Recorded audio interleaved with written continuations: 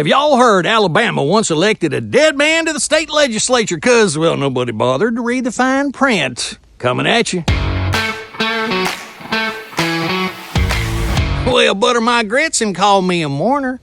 Y'all, back in 1962, Alabama had themselves a real pickle when they elected a feller named Charlie Woods to the state house. Problem was, old Charlie had been pushing up daisies for 3 weeks, and turns out he had a heart attack right before the election, but his name was already on the ballot, and nobody thought to mention his tiny detail to the voters. Well, the good folks of Jefferson County just saw his name, and they thought, well, Charlie's always been reliable. He won by a landslide, 6,000 votes. When they finally figured out their mistake, the state had to hold a special election. Charlie's widow said she was flattered, but declined to serve on his behalf. Y'all, here's some wisdom today from the good book. In Matthew 6:26, Jesus says, look at the birds of the air. They don't sow or reap or store away in barns, and yet your heavenly Father feeds them. Sometimes all you got to do is look up and trust that there's something bigger than yourself at work.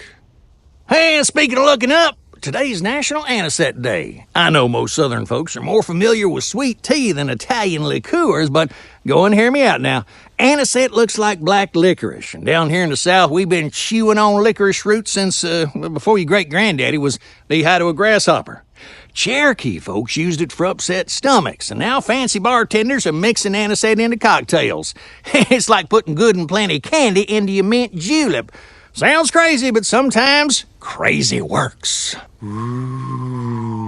Whoa! And finally, today's World UFO Day, commemorating that famous Roswell incident back in 1947. I heard NASA's planning a special UFO search tonight, but down here in the South, we call those mysterious lights in the sky Saturday night at Cousin Earl's house. Seriously, folks, if aliens ever do visit Earth, I hope they land here in the South first.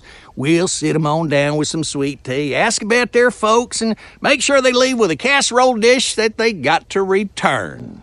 And that's all for today's Have Y'all Heard, because now y'all have. Leave a comment if you're smart or smiling or hungry. Until next time, later, taters.